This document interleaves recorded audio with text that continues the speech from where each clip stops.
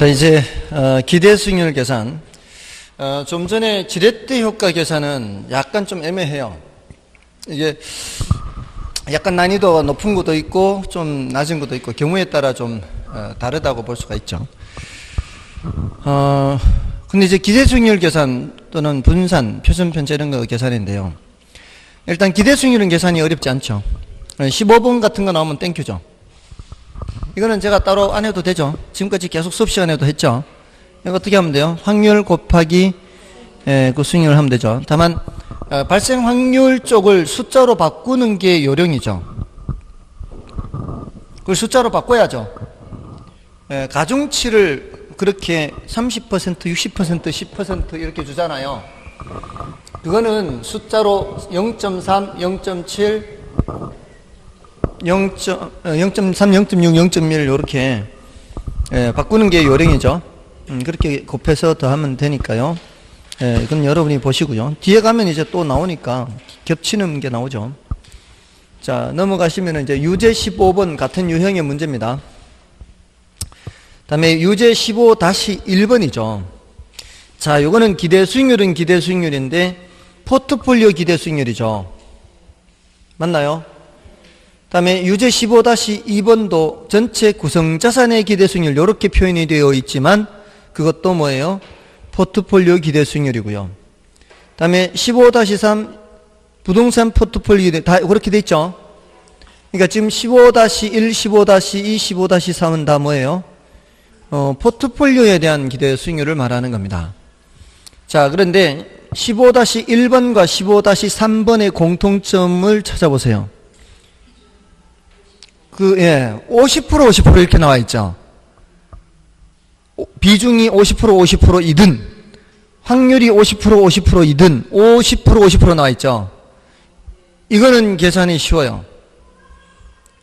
근데 15-2번은 어떻게 돼 있어요? 호황 40%, 불황 60% 이렇게 나눠져 있죠. 요거는 그래도 조금은 그래도 시간이 걸리는 문제예요. 약간 더. 그러니까 문제를 볼 때 지금 유제 15번까지는 한 개만 하는 거고 기대 수익률 15-1, 2, 3은 뭐고 그건 포트폴리오고 그죠? 이건 포트폴리오 기대 수익률이에요. 근데 15-2번은 어떤 차이가 있다? 확률이 40%, 60%고 15-1과 15-3은 반반으로 돼 있다. 어떤 게 더 쉽다? 15-1, 15-3은 더 쉬워요. 그나마 이제 15-2가 조금 시간이 더 걸린다. 호황인 경우가 40%, 불황인 경우가 60%죠. 그리고 상가 오피스텔 아파트, 상가 오피스텔 아파트 이렇게 돼 있죠. 그 투자 비중이 몇 프로 몇 프로예요? 20, 30, 50 이렇게 돼 있죠. 20%, 30%, 50%. 근데 호황일 때 상가는 20% 여기가 10%, 오피스텔은 25%, 10%, 아파트는 10%, 8%. 자, 이거를 일단 먼저 뭐를 해야 돼요? 각각의 기대 수익률을 해야 되죠. 각각의 기대 수익률. 일단 요때는 얘를 써먹는 거 아니죠. 각각의 기대 수익률을 할 때는 요거 가지고 가중평균 해야 되죠. 이때도 마찬가지 이걸 숫자로 바꿔야죠. 그럼 0.4 곱하기 20 하면은 8%죠. 8% 더하기 0.6 곱하기 10 하면은 6%가 되겠죠. 그러면은 14%. 여기 이제 상가의 기대 수익률이죠. 그 다음에 요거 오피스텔 기대 수익률 0.4 곱하기 25 하면은 10% 더하기 요거 6%. 그러면은 16%. 그 다음에 0.4 곱하기 10% 하면은 4%. 더하기 0.6 곱하기 8% 하면은 4.8%. 그럼 8.8%. 맞나요? 자, 이렇게 하고서 이제 다시 또 가중치를 얘를 사용하는 거죠. 이것도 0.2, 0.3, 0.5 이렇게 바꿔야 되겠죠. 그래서 가중치를 또 사용하는 거죠. 그러니까 가중평균을 여러 번 하는 거죠. 가중평균을 여러 번 하니까 시간은 조금 더 걸리지만 난이도 자체는 없지 않죠. 많이 이해를 해야 된다거나 이런 건 없잖아요. 0.2를 곱하면은 2.8%, 여기 0.3을 곱하면은 4.6%, 여기 0.5를 곱하면 반이니까 반은 4.4%. 맞나요? 다음에는 1.4 맞나요? 4.8인가요? 4.8이죠. 그죠? 16, 20, 0, 2 올라가고 4, 4, 4, 12, 12.0% 이렇게. 어때요? 만약에 어려운 이론 문제가 있고 좀 시간이 걸리는 계산 문제가 이런 계산 문제라면 어떤 걸 하는 게 더 낫겠어요? 이게 더 낫죠. 어차피 어려운 이론 문제는 푼다고 해도 이게 불확실할 수 있죠. 그러니까 자신이 알고 있어야 돼. 이거는 확실한 계산 문제다. 다만 시간이 좀 걸릴 뿐이다. 이럴 때는 차라리 확실한 걸 푸는 게 더 나을 수가 있는 거죠. 아시겠죠? 그런 거를 이제 구별을 해야 돼요. 다음에 이제 그 유제 15-1번이나 15-3번은 이제 여러분이 봐주시면 되겠죠. 반반인 거는 뭐 별로 난이도가 높지 않으니까. 다음은 이제 유제 15-4번과 15-5번은 제가 계산 문제에 이걸 지금 수록을 해놨잖아요. 계산 문제에 지금 이걸 수록해 놓은 이유는 혹시라도 실전에서 이런 형태의 문제가 나오면은 패스하라고. 계산 이제 숫자가 나와 있잖아요. 숫자가 나와 있는데 지금 그렇게 뭐가 나와 있어요? 이 서술식으로 지금 지문이 나와 있죠. 이러면은 시간이 많이 걸려요. 이런 형태의 문제는 시간이 많이 걸려요. 그러니까 이런 문제는 일단은 패스를 하세요. 아시겠죠? 패스를 하는데 다만 15-4번에서는 제가 뭐를 한 가지 알려드리고 싶은 게 있는가 하면 15-4번도 확률이 어떻게 되어 있어요? 확률이 반반으로 되어 있죠. 자, 그렇게 확률이 반반으로 되어 있을 때에는 확률이 반반으로 되어 있을 때는 지금 호황인 경우와 불황인 경우 이렇게 반반이잖아요. 상가, 오피스텔, 아파트가 16%, 6% 이렇게 돼 있죠. 그 다음에 여기가 12%, 4%, 여기가 8%, 2%. 이럴 때 상가의 기대 수익률을 조금 전에 확률이 반반이 아닌 경우에는 일일이 곱해야 되잖아요. 이렇게. 그잖아요. 확률이 반반이 아닌 경우는 그래서 이렇게 8%, 4%다 이렇게 해야 되잖아요. 근데 확률이 반반일 때는 두 숫자 더해서 2로 나누면 돼요. 굳이 0.5를 곱하고 0.5를 곱해서 더 할 필요가 없다고. 확률이 반반일 때만. 그럼 두 개 더해서 2로 나누면 몇이에요? 11이죠. 여기는 8, 여기는 5죠. 자, 확률이 반반일 때는 이렇게 쉽단 말이에요. 간단하단 말이에요. 항상 확률이 반반일 때는 두 개를 더해서 그냥 2로 나누면 돼요. 그런데 확률이 반반일 때는 표준편차도 쉬워. 문제에서 표준편차나 분산을 물으면 푸는 거라 그랬어요? 패스하라 그랬어요? 패스하라 그랬죠? 확률이 반반일 때만 예외예요. 확률이 반반일 때는 표준편차가 이 표준편차는 분산에다가 루트를 씌워야 되잖아요. 분산에 루트 씌운 게 표준편차거든요. 평소에는 풀어요, 안 풀어요? 안 푼다고, 평소에는. 근데 확률이 반반일 때는 지금 11%에서 이쪽으로든 저쪽으로든 얼마 떨어져 있어요? 그게 표준편차예요. 여기는 4, 이게 표준편차예요. 여기는 3, 이게 표준편차라고. 그래서 그 문제의 경우에는 15-4번 같은 경우에는 상가의 위험은 몇 프로? 5%, 오피스텔의 위험은 4%, 아파트의 위험은 3%. 이걸 계산할 수 있다 없다? 계산할 수 있다라는 겁니다.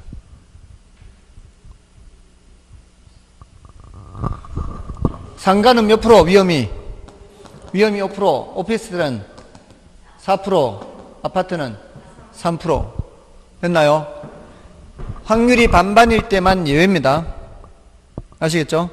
자, 그렇게 해서 그 해설을 참고해 보시면 돼요. 이거는 이제 계산 문제 목적이라기보다는 이런 형태의 서술식으로 나왔을 때 계산하고 서술하고 섞여 있거든요. 이런 거는 일단 패스하라는 의미로 해 놓은 거고요. 다음 이제 16번을 보시면은 16번, 예제 16번. 요구 수익률, 소득 이득률, 자본 이득률, 그다음에 투자 가치. 자, 이런 계산 문제인데요. 16번에 자본시장에서 이자율이 연 3%로 결정되어 있고요. 부동산 투자자들이 부동산의 위험과 유동성 제약에 대해 연 4%의 수익률 프리미엄을 요구한대요. 자, 이 소리는 뭔 소린가요? 내가 돈을 갖고 있는데 자본시장에 넣어 놓으면 몇 프로로 벌 수 있어요? 3%로 벌 수 있는데 부동산 투자자들이 부동산의 위험과 유동성 제약에 대해서 4%의 수익률 프리미엄을 요구한다면 부동산에 투자할 때는 몇 프로는 돼야 된다라고 생각한단 말이에요. 7%는 돼야 된다라고 생각한다고요. 이해되세요? 안전한 은행에 넣어놔도 몇 프로는 버는데 3%는 버는데 내가 위험을 부담해야 되잖아. 그리고 또 위험 또 유동성도 제약되잖아. 바로바로 현금화가 안 돼. 이런 데 대해서 몇 프로를 추가로 요구한다? 4% 추가로 요구한다. 이게 바로 프리미엄이란 말이야. 더 붙은 거랑 붙은 거. 프리미엄이 붙었다. 그래서 총 몇 프로는 돼야 된다? 7%는 돼야 된다. 이 소리예요. 그래서 부동산에 투자하는 사람들의 요구 수익률은 몇 프로란 얘기예요? 7%는 돼야 만족한다. 이 뜻이라고요. 부동산에 투자하는 사람들은 몇 프로가 돼야 만족한다? 7%가 돼야 만족한다. 그런데 우리가 부동산에 투자할 때는 꼭 먹고 알 먹고라 그랬죠. 소득 이득도 있고 자본 이득도 있다 안 그랬나요? 둘 다 있다 그랬잖아요. 이 두 개 합해서 몇 프로가 돼야 돼? 꼭 먹고 알 먹고 해서 이게 몇 프로는 돼야 만족한다고요? 7%는 돼야 만족한다고. 부동산에서 7%는 돼야 되니까. 맞나요? 근데 그 문제에서 세금을 전혀 고려하지 않을 때 매년 2%씩 가격이 상승하는 부동산이에요. 2%씩 가격이 상승한다면 자본이득이 몇 프로 발생하는 거예요? 자본이득이 이게 2% 발생하는 거 아니에요. 그러면 그 부동산의 임대료 연수익률 이렇게 돼 있죠. 그게 바로 뭐예요? 소득 이득률이죠. 그 괄호 속에 뭐라고 돼 있어요? 투자액 대비 순운영수입 비율. 순운영수입, 순영업 소득이잖아. 이게 무슨 이득? 소득 이득이잖아요. 이게 몇 프로는 돼야 돼? 5%는 돼야 될 거 아니냐 이 말이에요. 할만해요? 어려워요? 할만하죠. 그러니까 이 문제는 이런 표현의 의미, 표현. 그러니까 이 표현이 뭘 의미하는지 그 표현만 알면 되는 거지. 이게 무슨 어려운 계산 문제가 아니다 이 말이죠. 그러니까 우리가 부동산에 투자할 때 늘 뭐가 있다, 두 가지 있다는 거 생각해야 되죠. 소득, 이득, 자본. 이거 지레트 효과에서도 했잖아요. 이거는 정확한 수익률을 따지는 거예요. 현금 수지, 가유순전후 가서 어림셈법에서만 어림 잡아서 계산하지. 이거는 정확한 수익률 계산하는 거다 이 말이에요. 됐습니까? 그럼 됐고요. 넘어가시고요. 넘어가시면은 이제 16번은 난이도가 조금 높아요. 그래서 중상으로 돼 있죠. 난이도가 조금 높아서 요거는 이제 해설을 보고 이해가 되면은 풀고 안 그러면 패스예요. 그걸 생각해서 난이도를 이제 분류를 한 거예요. 중상 하는 거는 조금 그래도 어려운 건데 사람마다 좀 달라요. 제가 중하로 했는데도 여러분은 중상으로 느낄 수도 있고, 그러니까 여러분 나름대로 이제 판단을 하시면 돼요. 다음에 17번입니다. 17번은 출제된 지가 상당히 오래됐어요. 맨 끝에 뭘 묻고 있어요? 맨 끝에 투자 가치를 묻고 있죠. 자, 투자 가치를 묻고 있으면서 매년 2천만 원의 확정적 소득이 영구히, 요게 키워드예요. 영구히. 영구히라는 말이 나왔는 경우에 문제의 지문 속에 영구히라는 말이 나오면서 투자 가치를 묻잖아요. 이러면은 공식이 이거밖에 없어요. 요구 수익률분의 장래 기대 수익이에요.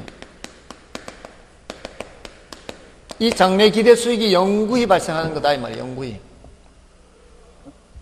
요 공식 기억하시라고요. 투자 가치는 주관적 가치예요, 객관적 가치예요? 투자 가치는 주관적, 시장 가치는 객관적. 요구 수익률, 주관적 수익률, 객관적 수익률. 주관적. 이게 주관적 수익률이니까 계산되는 가치도 주관적 가치가 계산되는 거예요.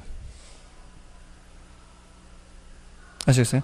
여기가 시장 이자율이 들어가면 여기는 시장 가치가 나오지. 요구 수익률이기 때문에 주관적 가치가 나오는 거예요. 됐나요? 자, 그러면 요구 수익률을 어떻게 계산하는지 요거 이제 기억해야 돼요. 요구 수익률은 무위험률 더하기 위험 할증률, 인플레이율을 언급해주면 문제에서 그때는 반영하면 되고, 인플레이율이 없으면 그냥 그대로 가면 돼. 예, 여기는 뭐라고 돼 있어요? 맨 끝에 괄호 속에 단 물가는 매년 2%씩 상승한다고 가정한다, 이런 말이 있죠? 있죠? 그러면은 뭐를 더해주면 되는 거예요? 2%를 더해주면 된다고. 물가가 매년 2%씩 상승하니까 물가가 상승하는 만큼 화폐 가치는 점점 떨어지잖아요. 그럼 투자자 입장에서는 그냥 벌어서는 안 되고, 예, 인플레 되는 만큼 돈이 더 들어와야 되는 거 아닌가요? 화폐 가치 떨어지는 만큼. 자, 그럼 뭐라고 돼 있어요? 무위험률. 무위험률에 해당하는 게 뭐예요? 국공채 실질 이자율이란 말이에요. 국공채 실질 이자율이 몇 프로? 5%에다가 위험 할증률이 3%에다가 인플레가 2% 되면 이게 5%, 3%, 2% 이렇게 해야 되겠죠? 그럼 몇 프로? 10%, 10%. 요구 수익률은 0.1이란 말이에요. 근데 확정소득이 매년 얼마씩? 2천만 원씩 발생한다면 2천만 원 나누기 0.1 이렇게 되는 거죠. 계산 자체는 어렵지 않아요. 이게 늘 분수꼴로 되어 있으니까 그냥 나누기 한 번만 하면 되는 거예요. 2억이죠, 2억. 근데 계산 자체는 어렵지 않지만 이제 이걸 계산하는 과정이 요구 수익률을 이렇게 알아야 되니까 무위험률 더하기 위험할증률 더하기 인플레이율 이렇게 해서 됐습니까? 자, 17번은 이제 여러분들이 봐주시면 되겠죠. 자, 18번도 출제된 지가 오래됐는데요. 자, 요거는 앞에 정보가치 계산하고 유사해요. 그 써놓으면 되죠. 정보가치 계산 유사. 정보가치 계산과 유사입니다. 근데 이제 여기서는 정보의 현재 가치를 계산하는 게 아니라 정보를 모르는 거예요. 지금 현재 정보를 몰라서 제가 이렇게 왔다 갔다 하면 실장님이 굉장히 어려울 거예요. 저를 잡으려고 화면으로 잡아야 되잖아. 지금 저 왔다 갔다 하면 이제 오잖아. 지금 봐. 왔다 갔다 하니까 화면이 왔다 갔다 하잖아. 지금 카메라가. 어떤 때는 이렇게 하면 이제 자꾸 저를 잡잖아요. 이렇게. 근데 어떤 때는 저게 제가 움직이면, 그러니까 제가 움직이면 안 되는데, 근데 안 움직일 수 없잖아요. 이게 지워야 되고. 근데 어떤 때는 내가 움직이는데도 화면이 안 움직이잖아요. 그러면 실장님이 졸거나 지금 그럴 때는 저게 안 움직일 수 있죠. 그러면 제가 속이 이렇게 숨잖아요. 이렇게 숨으면은 이제 저를 찾느라고 계속 왔다 갔다 하는 거죠.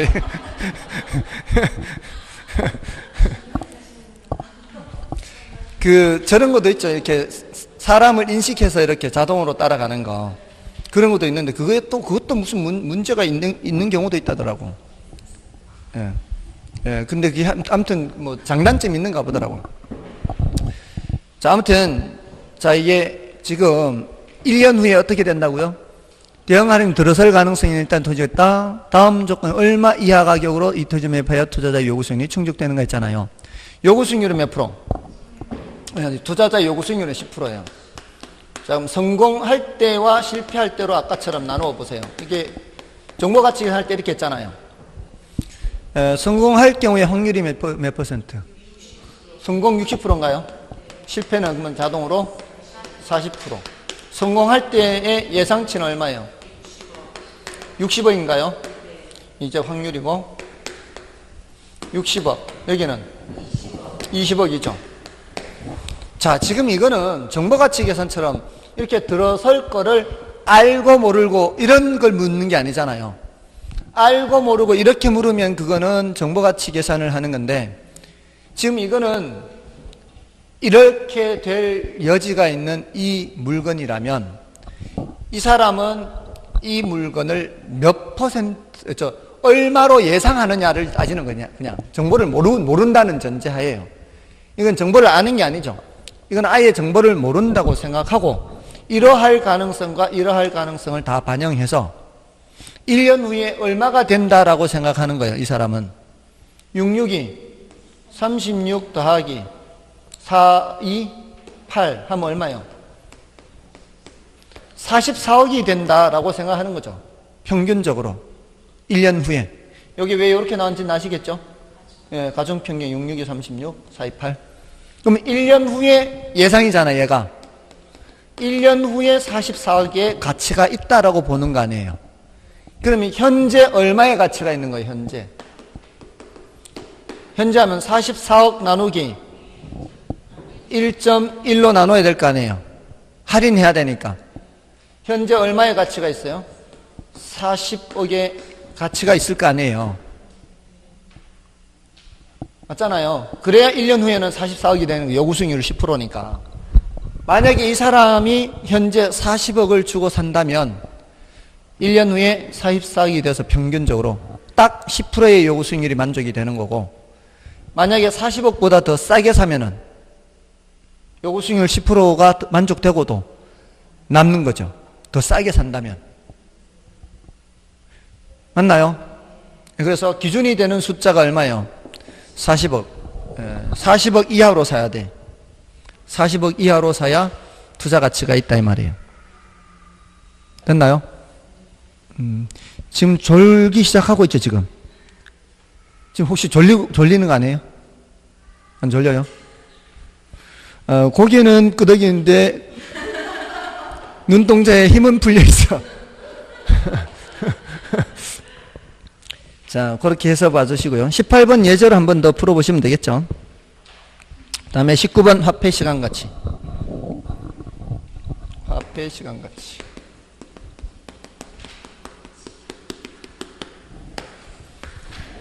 자, 이 화폐 시간 가치에서는 일단 일시불이냐, 일시불이 아니냐. 일시불이면은 한 번이잖아, 한 번.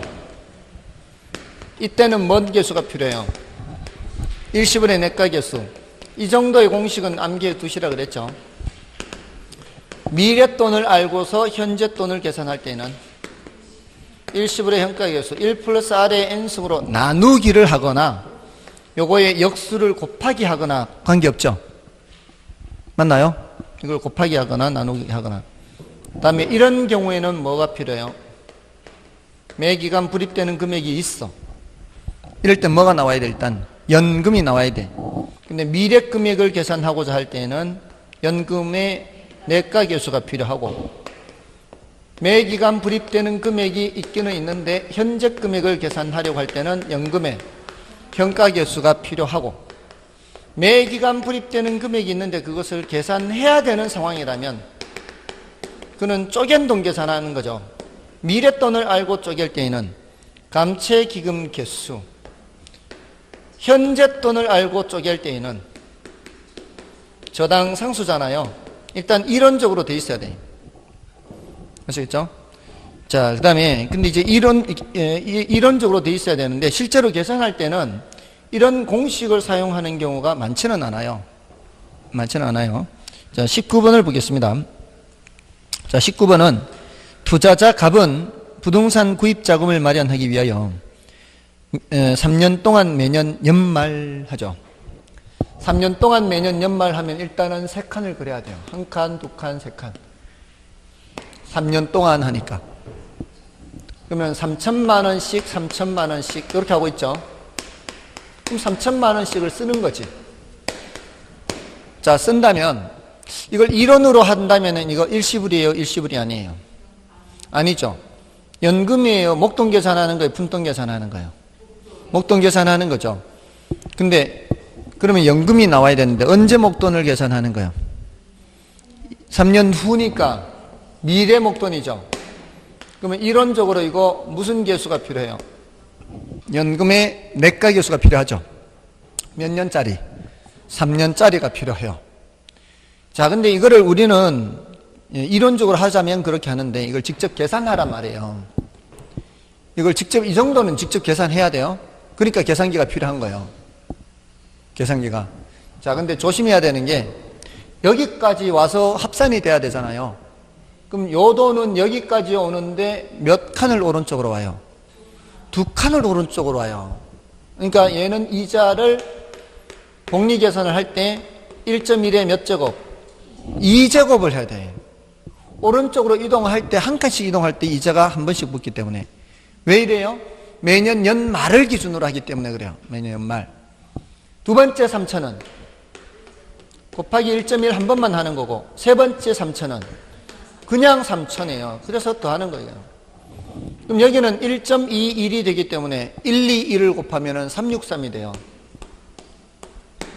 여기 1.1을 곱하니까 33이 되고, 여기는 그냥 3,000이니까 다 더하면, 이렇게 더하면 9,000 더하면 930 9,930이 된다 이 말이에요.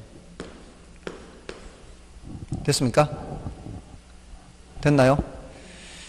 자, 그럼 됐고요. 자, 그럼 이제 유제 19번 연습하시면 되고, 그 다음에 예제 20번을 보세요. 상황이 이제 어떻게 다른가. A는 부동산 자금을 마련하기 위하여 2001년 1월 1일 현재 2년 동안 매년 연말 2,000원씩을, 자, 2년 동안 매년 연말이죠. 그럼 몇 칸을 그리란 얘기예요? 2칸을 그리란 얘기죠. 매년 연말 얼마씩? 2,000원씩. 자, 이거 이론적으로 일시불이에요? 일시불이 아니에요? 일시불이 아니죠. 똑같은 게 반복되는 만큼 연금이 들어와야 되고, 맞나요? 언제 금액을 묻고 있어요? 이 상품의 현재 가치를 묻고 있죠. 그럼 연금의 무슨 개수? 현가 개수가 필요해요. 2년짜리가. 근데 이런 정도는 직접 계산해야 된다고요. 근데 이쪽으로 왼쪽으로 올 때 조심해야 돼요. 오른쪽으로 할 때는 얘가 한 번 이자가 붙잖아요. 얘는 이자가 붙지 않고, 왼쪽으로 할 때는 여기는 한 번 나누기 하는 거고, 여기는 2번 나누기 하는 거예요. 2년이면 2년 나누기. 그 왼쪽으로 올 때 칸을 그려야 된다. 칸을 세야 돼요. 그래서 직접 그려야 된다고요. 이렇게. 그러니까 처음에 거는 2,000 나누기 1.1 한 번 하는 거고, 두 번째 거는 2,000 나누기 1.1에 제곱한다고요. 이렇게 해서 더 한다고. 그래서 계산기가 있어야 된다고. 됐나요? 그러면 요거는 계산하면은 약 3,471이 나오나요? 예, 그래서 10자리를 버려버리면은 3,400이 되죠. 3,400. 그래서 1번이 정답이 돼요. 됐습니까? 됐나요?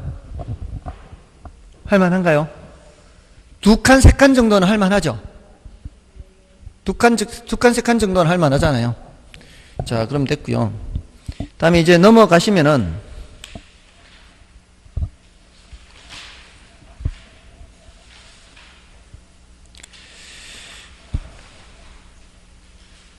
자, 넘어가시면은 뭐를 하나 보시면 되는가 하면은 그 뒤에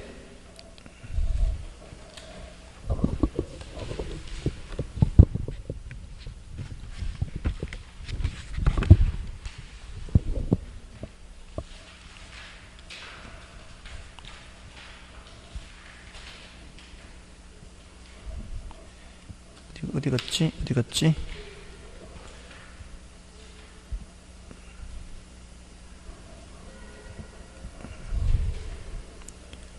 187쪽을 보세요. 187쪽에 20번 문제 보세요. 20-1. 187쪽에 20-1번 보시면은 그 5년 후 1억 원의 현재 가치 하고 있죠. 이런 경우는 5년 후 1억이면은 여기에다가 1억을 써놔야 될 거 아니에요. 그죠? 근데 요거를 현재 가치 묻는 거죠. 이론적으로는 뭐예요? 일시불의 현가계수가 필요하죠. 그러니까 몇 칸을 나누어야 돼요. 여기 5년이니까 칸수로는 이쪽으로 여기까지 오려면은 5칸을 왼쪽으로 와야 되죠. 그러면 1억 나누기 그 할인율이 7%란 말이에요. 1.07의 5제곱. 이것 때문에 계산기가 필요한 거예요. 이런 것 때문에. 쌀집 계산기는 이거 1.07의 5제곱이 안 돼요. 1.07을 나누기 5번 해야 돼. 이거 시험 치는 중에 5번 언제 누르고 있어 이거를. 그죠? 요거 계산기 어떻게 누르는지 알려드렸었나요? 이거 혹시 알려드렸어요 제가? 알려드렸어요? 요거 x의 y제곱 요렇게 돼 있거나 계산기에 yx 요렇게 돼 있거나 어떤 계산기는 요렇게만 돼 있어요. 요렇게 버튼이 어떤 계산기는 x의 네모 이렇게 해서 여기가 색깔이 칠해져 있어요. 버튼이 여기에 이제 1.07에 요 버튼을 누르면 이렇게 되겠죠. 이렇게 되겠죠. 예, 버튼을 누를 때 요거 누르면은 이렇게 누르면은 이제 1.07의 5제곱이 계산된다 이 말이에요.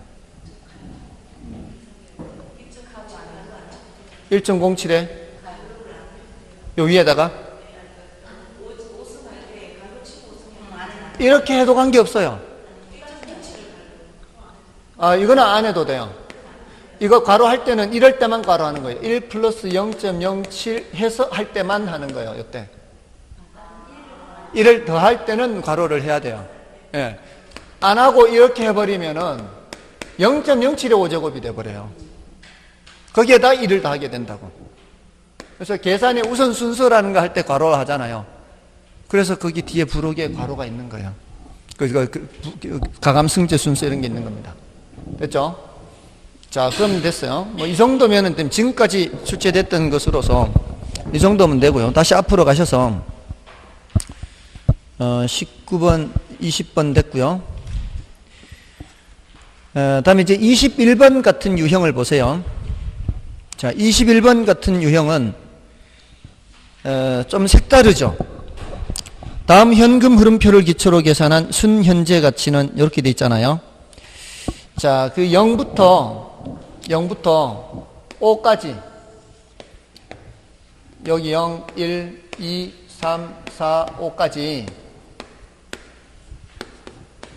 어떻게 돼 있는가 하면 여기 지금 1000만 원이 나가죠. 여기 130 들어오죠. 130 들어오고 130 들어오고 130 들어오고 여기는 1430이 들어오죠. 자, 똑같은 금액이 반복해서 들어오는 거는 뭐를 적용해야 돼요? 연금 적용, 연금. 똑같은 금액이 반복될 때는 연금이 나와야 되잖아요. 이거 몇 개가 반복되고 있어요? 그럼 연금에 무슨 개수 몇 년짜리가 필요해요? 똑같은 게 4개 반복되면은 4년짜리가 필요해요. 똑같은 게 4개 반복되면은. 똑같은 게 반복되는 게 4번이니까 4년짜리가 필요하다고요. 아시겠어요? 근데 얘는 한 번만 발생하죠. 한 번만 발생하는 거는 일시불이에요. 언제 발생해요? 5년 후에 발생하니까 5년짜리가 필요하겠죠. 맞나요? 근데 지금 이 문제는 수년가를 묻는 문제죠. 수년가를 계산하려면 어떻게 해야 돼요? 유입현가합을 먼저 계산한 후에 뭐를 빼야 돼요? 유출현가합을 빼야 되잖아요.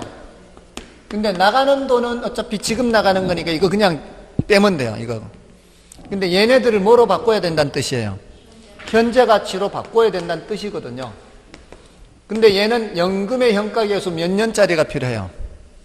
4년짜리가 필요하고 얘는 일시불의 현가계수 몇 년짜리가 필요해요? 5년짜리가 필요해요. 근데 거기에 연금의 현가계수 4년짜리가 있는지 없는지 봐야 될 거 아니에요. 있어요, 없어요? 연금의 현가계수 4년짜리 있어요? 참말이에요?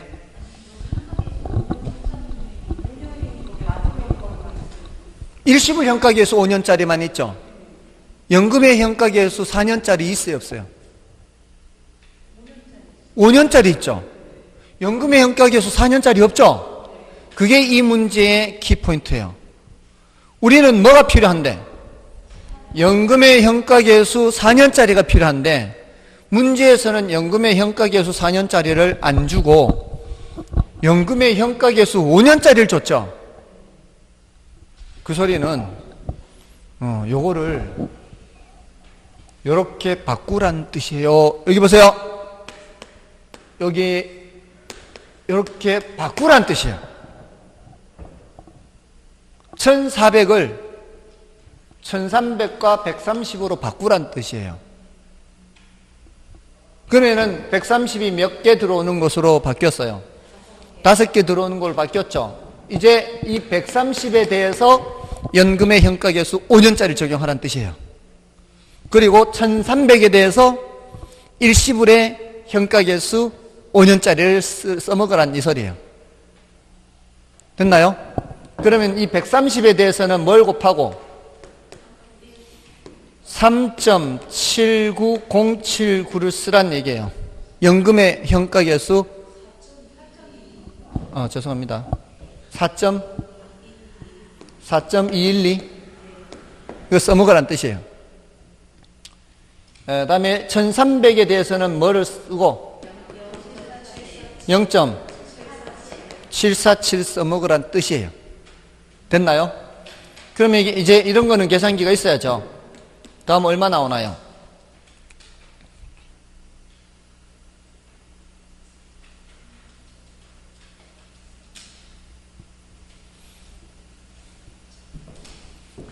(1500) 얼마 나오나요?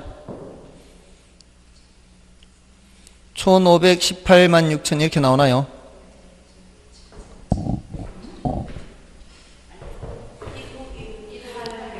나오죠 그렇게 15186600 나오지 않나요? 맞죠? 1518만 6600은 나오잖아요. 그러니까 여기가 단위 여기 1518 소수점 이렇게 되겠죠. 1518만 이렇게 될 거니까 맞나요? 1518만 6600은 이렇게 나온다고요. 단위가 만. 그럼 여기서 뭐를 빼야 돼요? 1000을 빼야 되니까 51866 나오겠죠. 됐습니까? 그와 같은 방법으로 풀면 된다 이 말이에요. 그래야 수년가니까. 들어오는 돈의 가치를 다 더했잖아요. 1518.66이 유입현가 합이다 이 말이에요. 유입현가 합에다가 뭘 빼야 되는 거 이제? 유출현가를 빼야 수년가가 되니까. 자, 이 과정에서 이론도 더 확실해지는 거죠. 수년가는 어떻게 계산한다? 유입현가 합 빼기 유출현가 합 이렇게. 그 유입현가 합을 계산할 때 매 기간 들어오는 돈만 계산하는 게 아니라 나중에 지분복귀액도 계산하는 게 저기 지분복귀액의 뜻이에요. 얘가 지분복귀액. 얘는 매 기간 발생하는 세후 현금 수지예요. 이건 세후 지분복귀액이고. 그러니까 수년가법은 세후 소득을 기준으로 해요. 아시겠어요? 이러면서 이론도 더 보완이 되는 거예요. 이게 다 뭐라고요? 세후 현금 수지고 이거는 세후 지분복귀액이라는 뜻이에요. 그러니까 수년가법이나 수익성지수법 내부수익법은 할인현금 수지분수법은 이것저것 다 고려하는 거예요. 안 되면 패스하면 되고 안 되면 근데 결국은 이게 얼마나 많은 시간을 투입하느냐 하는 거잖아요. 어렵다 싶으면 좀 그렇게 하면 되고요. 자, 근데 이제 21번, 유제 21번은 이제 여러분이 이제 연습하시면 돼. 똑같은 방법이니까. 근데 22번은 난이도가 높습니다. 그래서 상으로 돼 있죠. 이거는 해설을 보시고 감당이 되시는 분들만 하세요. 유제 22번도 마찬가지 상에 해당하는 거예요. 자, 근데 예제 23번은 공식만 알면 되는 거예요. 예제 23번은 잔금 비율 공식이에요. 잔금 비율. 여러분들 1억을 빌렸잖아요. 6천만 원이 남았으면 몇 프로 남은 거예요? 60% 남은 거죠. 빚을 갚아야 될 게 60% 남았으면. 그럼 잔금 비율이 60%예요. 이 잔금 비율은 대부액 분의 부채 잔금 이렇게 되겠죠. 맞나요? 자, 근데 이거를 이제 원리금 균등 상환을 전제로 해서요.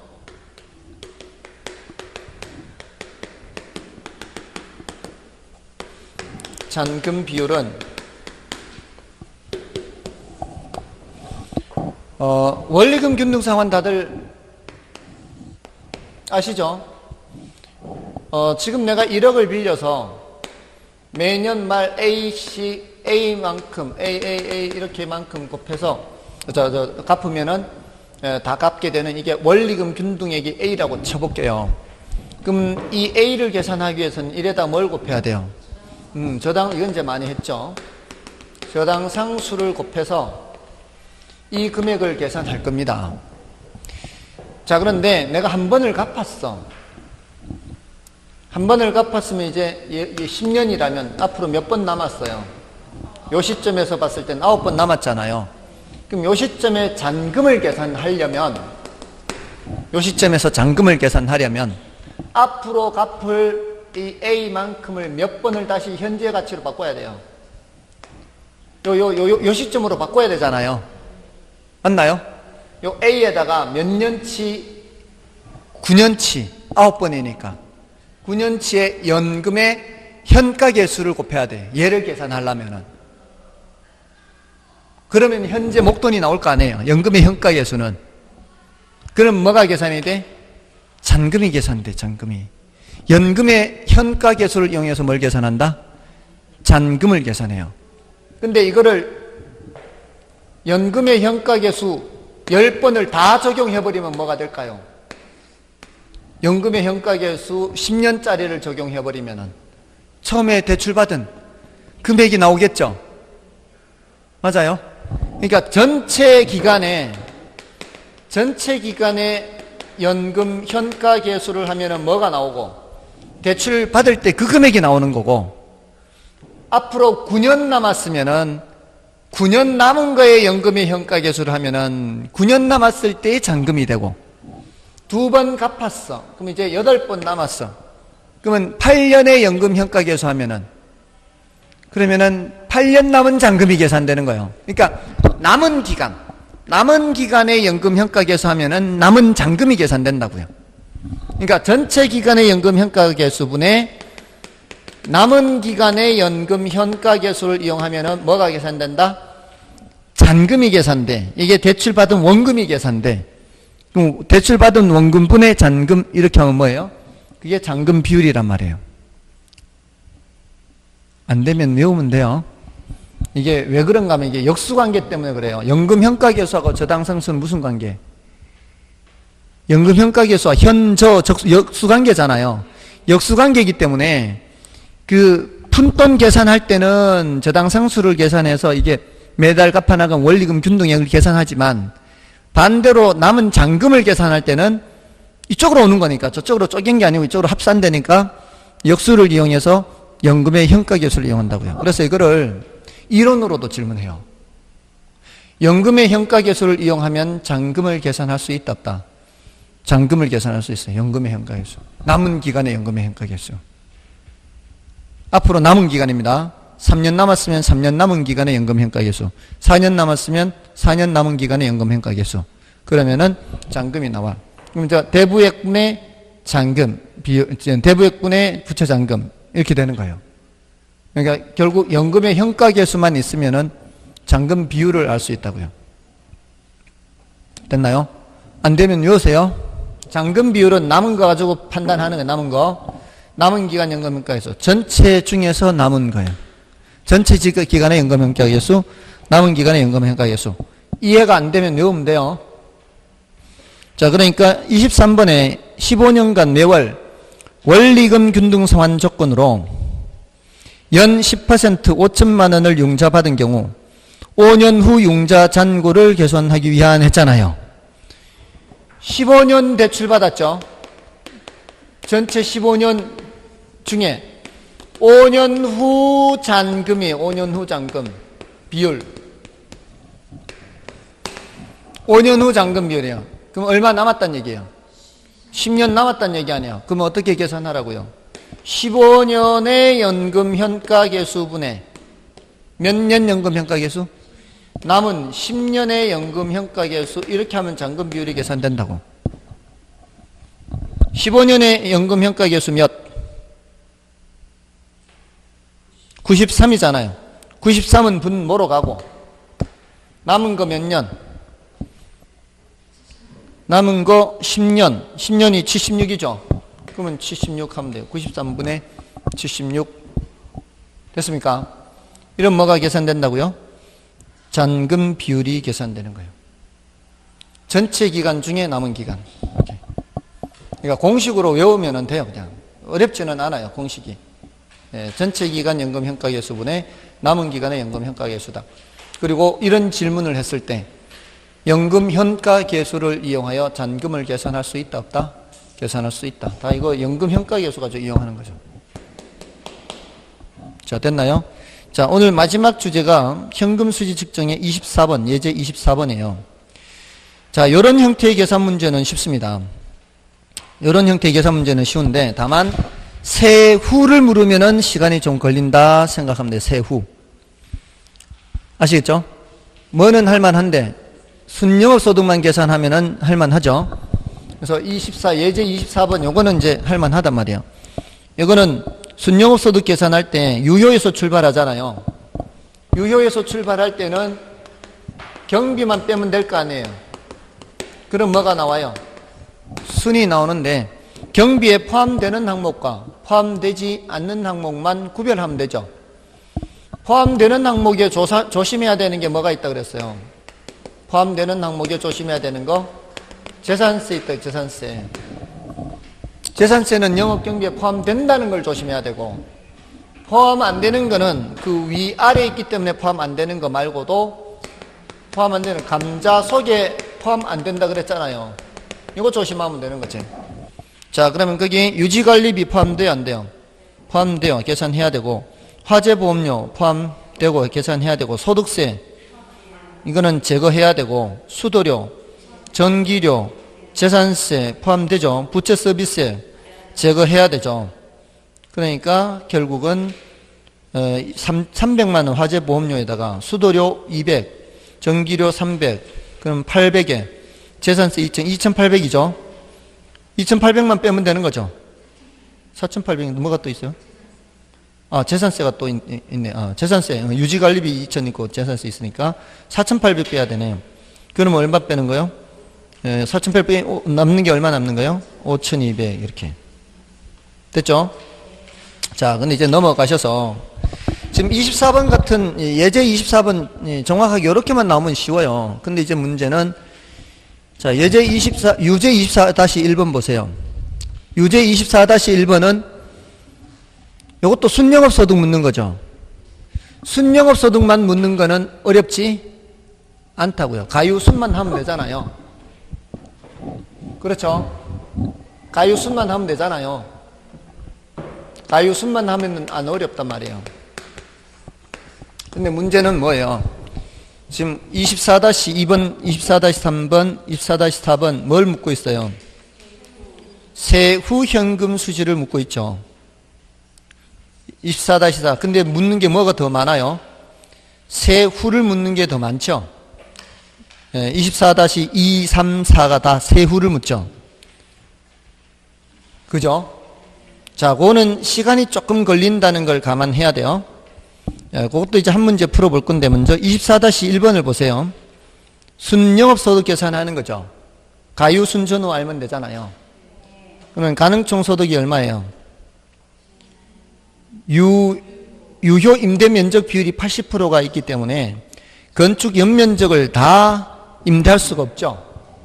그러면 1800제곱미터에다가 곱하기 0.8을 해야 이게 임대면적이 되는 거예요. 그죠? 근데 그 임대면적을 다 임대한다라고 봐야 가능총소득이죠. 근데 연평균 임대료가 5,000원이잖아요.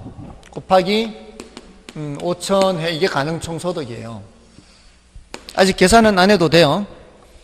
왜냐하면 밑에 공실률이나 영업 경비율 이런 거를 다 보면은 계산기 두드리기가 쉬울 수 있어요. 그냥 다 해놓고 푸는 게. 공실률 10% 있죠. 공실률 10% 있다는 얘기는 1800 곱하기 0.8 곱하기 5000 곱하기 0.9 하면 돼요. 0.9. 10%를 빼란 얘기는 곱하기 0.9를 하는 것과 같아요. 거기에다가 영업 경비율이 유효 총소득의 50%잖아요. 유효를 요거 계산한 거죠, 지금. 계산했다고 치면은 1800 곱하기 0.8 곱하기 5000 곱하기 0.9 곱하기 0.5 이렇게 하면 되는 거예요. 그러면 계산기 두드릴 때 다 두드리지 말고 18 곱하기 8 곱하기 5 곱하기 9 곱하기 5만 하면 된다고. 다 곱이나 나누기로만 돼 있을 때는 다 두드릴 필요 없어요. 그래서 나중에 계산하는 거로 미리 계산하지 말고, 미리 계산하면 할 때마다 두드려야 되잖아요. 그건 다 해놓고 뭐만 하면 된다고. 곱으로 돼 있을 때는 18 곱하기 8 곱하기 5 곱하기 9 곱하기 5 이러면은 계산기 두드리면은 얼마 나오나요? 32400 나오나요? 이렇게. 그죠? 그러니까 순서만 맞으면 되니까. 순서만 맞으면 되니까. 자, 다음에 24-2, 24-3, 24-5 요 세 가지 중에 하나만 풀어볼게요. 어떤 걸 풀까요? 나머지는 여러분이 보시고 2, 3, 4 중에 24-2, 24-3, 24-4 중에 마지막 24-4. 자, 오늘 마지막 문제입니다. 자, 24-4 지금 이게 세후가 다 포함되어 있는 계산 문제예요. 그러니까 이 계산이 세후까지 계산을 해야 되는 거는 일단 맨 그 자료 속에 문제에 세율이 있는지 없는지 보세요.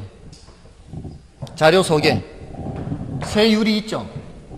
세율이 있다는 얘기는 영업소득세를 내가 직접 계산해야 된다는 뜻이에요. 그거는 시간이 좀 걸릴 수 있다는 뜻이에요. 그러니까 가유순전후를 써놓고 그 옆에 매순전후를 써놔야 돼요. 이렇게 하고 출발해야 돼요. 자, 가능총소득이 얼마예요? 600만 원에 40% 하면은 600만 원 곱하기 40%. 단위는 만 원이요. 2억 4천만 원이죠. 맞나요? 공실률 10% 반영해야죠. 유예 내려갈 때는 2억 4천만 원 곱하기 0.9 하면 되죠. 그럼 얼마예요? 21600 나오나요? 4936, 9221 이렇게 21600 나오죠. 근데 운영 비용이 1600만 원 있죠. 운영 비용 1600만 원 빼면은 순영업 소득이 얼마? 2억이 나오겠죠. 2억 1600에 1600을 빼면 순이 2억이에요. 그러면서 순에서 전으로 내려가려면 뭐를 빼야 돼요? 순에서 전 갈 때는 빚을 갚아야지. 지금 방금 경비 뺐잖아. 경비 빼고 빚을 얼마 갚아야 돼요?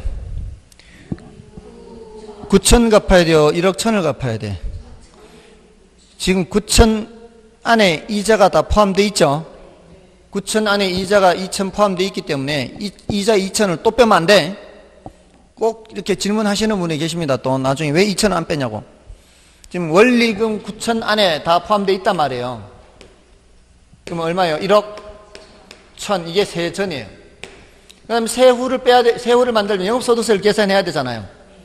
이게 지금 계산을 해야 된단 말이에요. 매순전이가 아니고 왜 매순전을 적어놨어요?